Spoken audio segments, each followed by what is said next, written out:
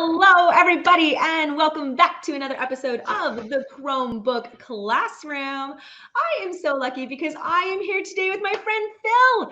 Phil, I love geeking out with you. We have a lot of fun with technology for so many different things. We do. That's definite.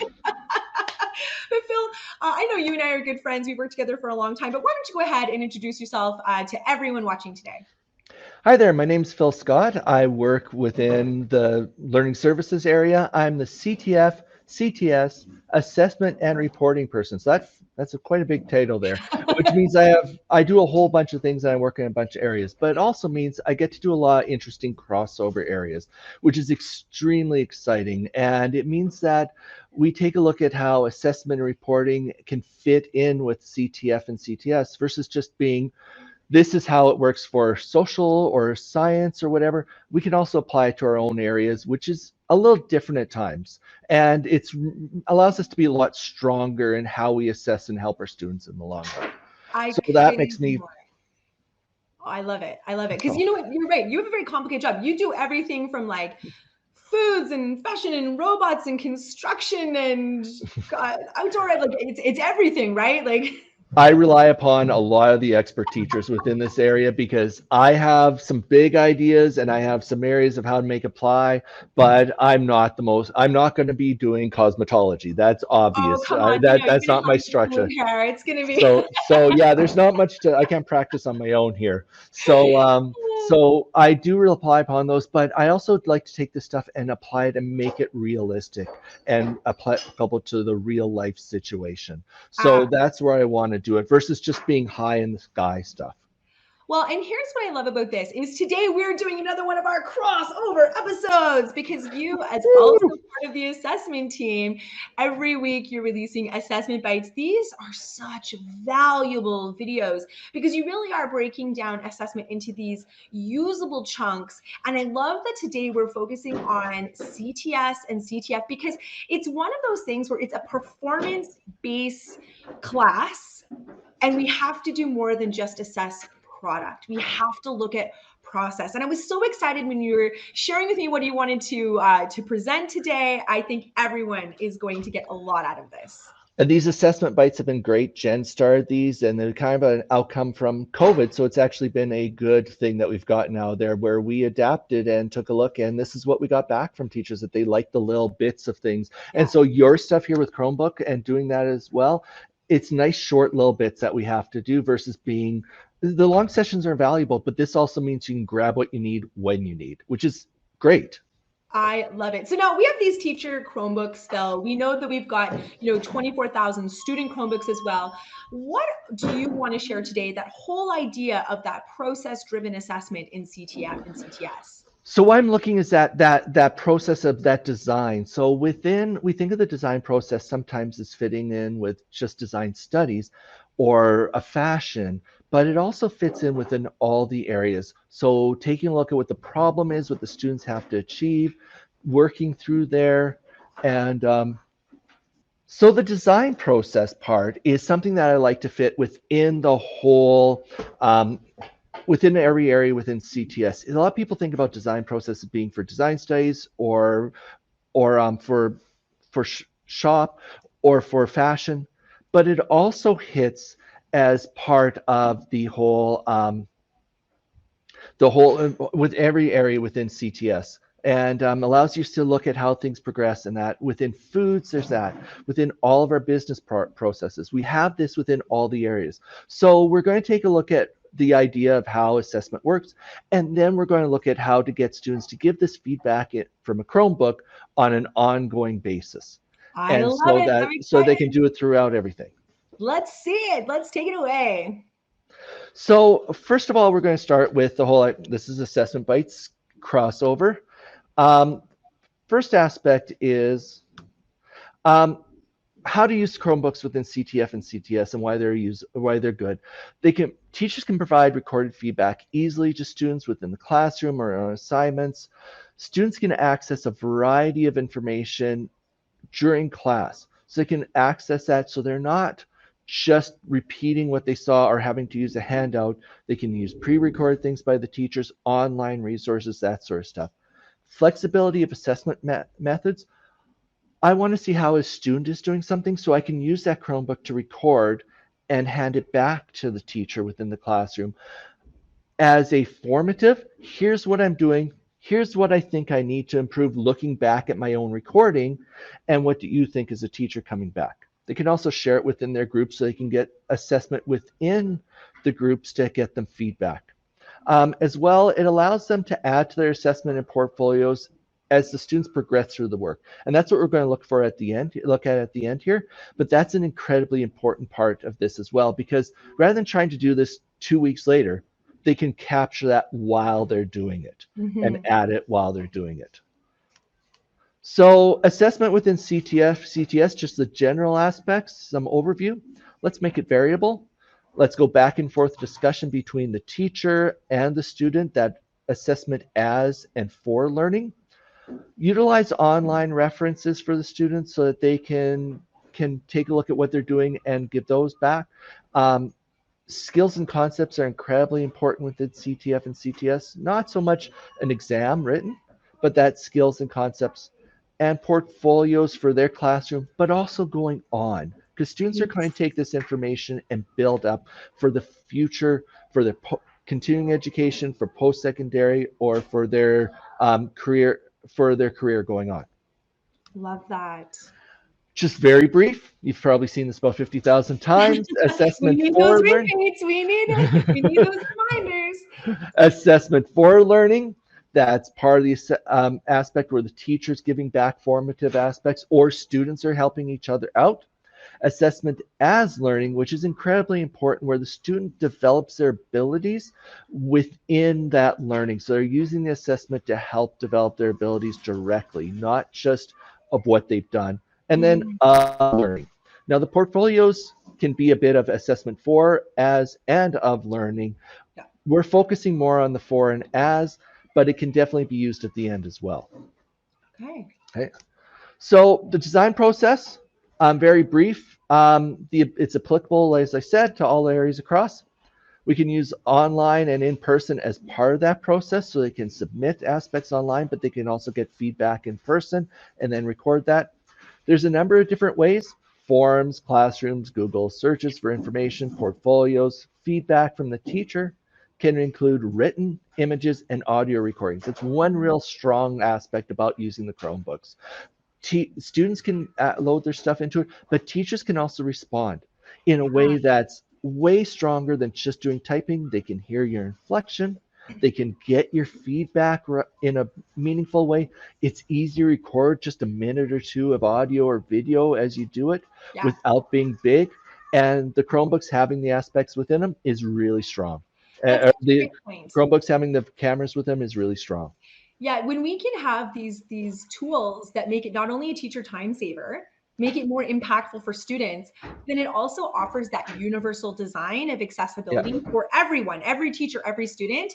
And you got a winner of a tool. So I love that. For sure. Students can also provide better examples of what they're learning, how they're doing it, because they can record all that and include it as part of their documents. They can incorporate that as part of their documents.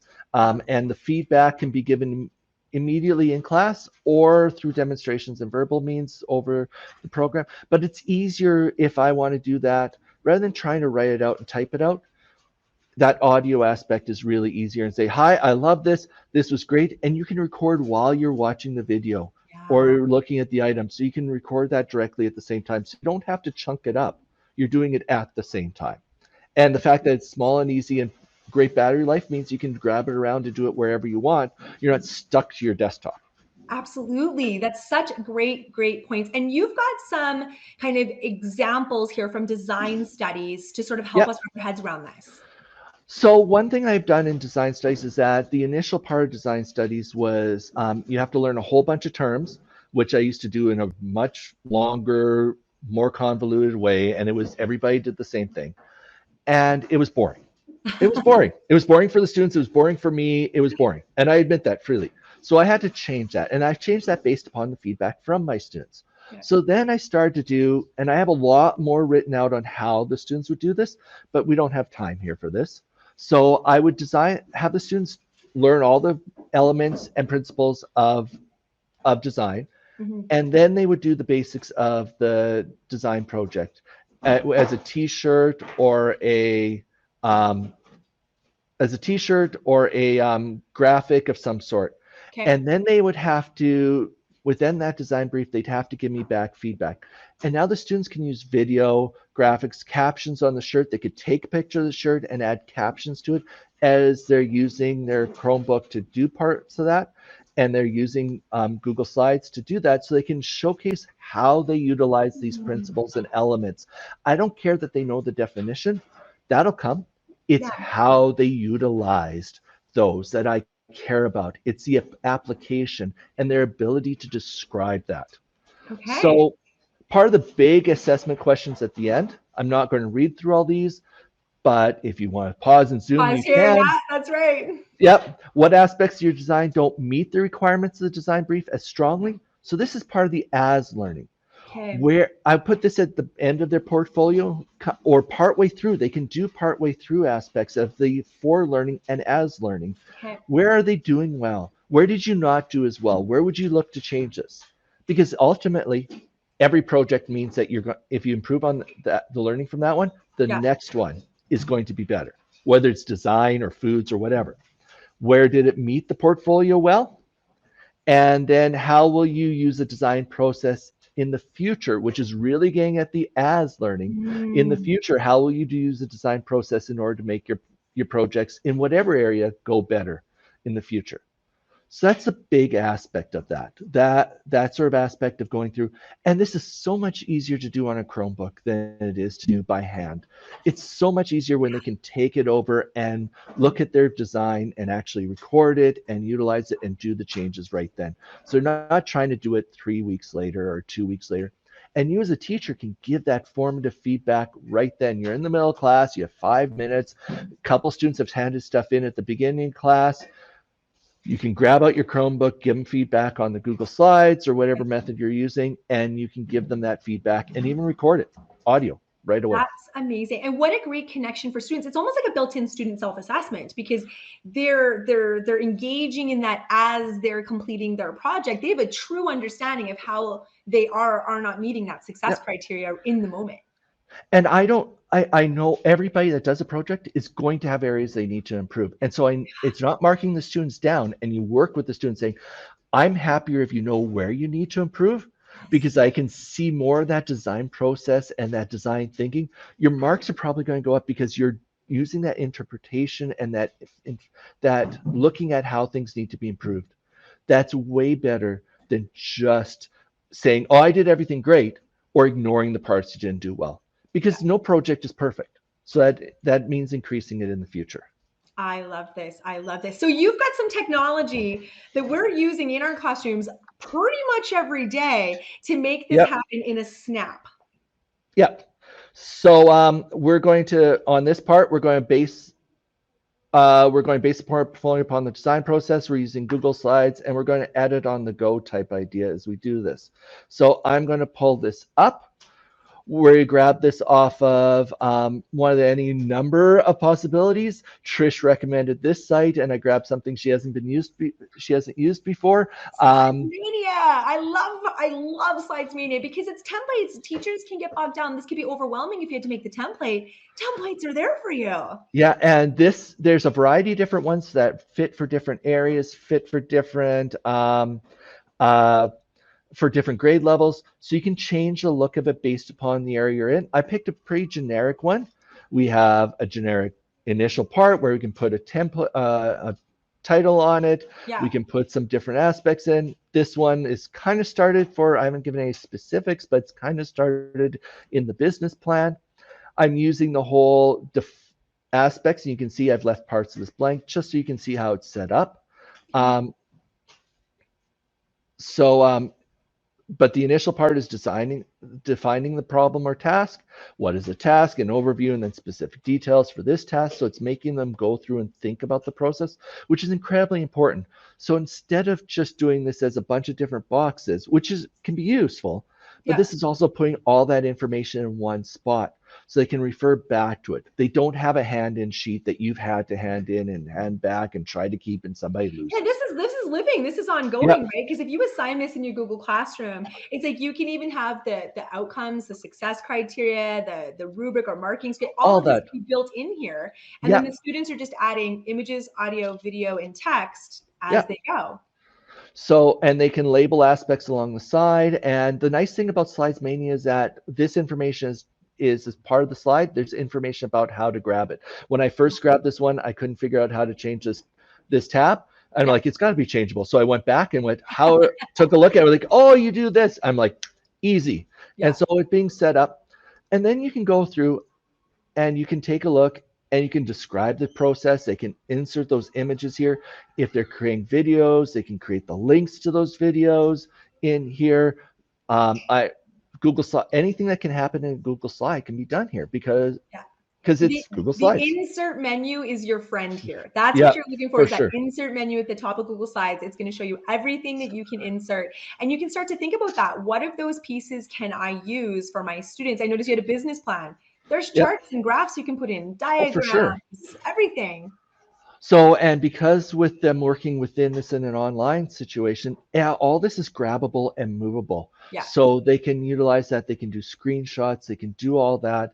And if they're using a program that needs a bit of a stronger in design studies, in some places we use different programs, that's easy enough because they can email themselves a screenshot, and then grab it on here and work with it. That's easy. So Yeah.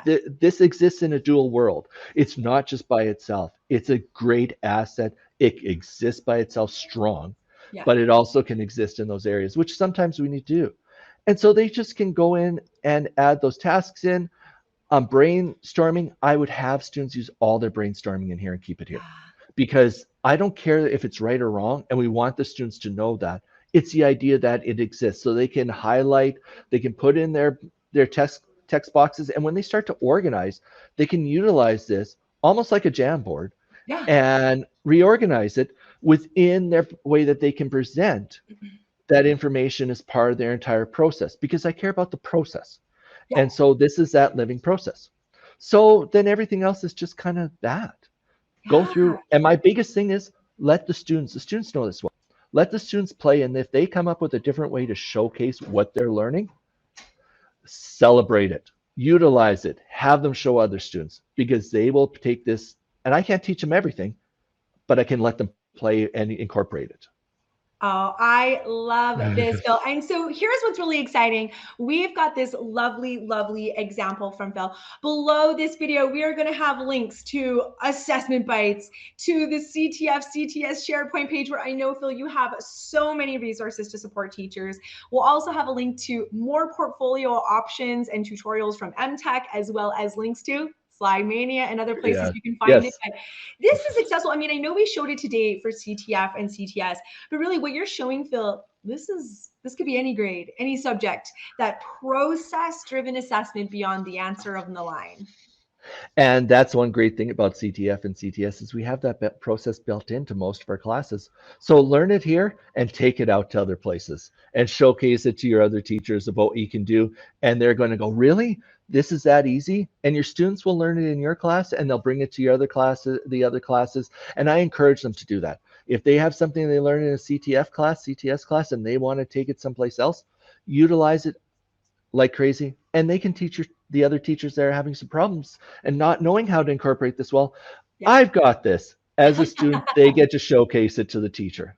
Oh, Phil, I love it. You always bring such great ideas. Thanks for geeking out with me today. I love that we got to do a little crossover of the Chromebook classroom and assessment. Thank you very much for having me. That's excellent. I loved it. It was great to be here. Awesome. Bye, everybody. We'll see you next episode. Bye.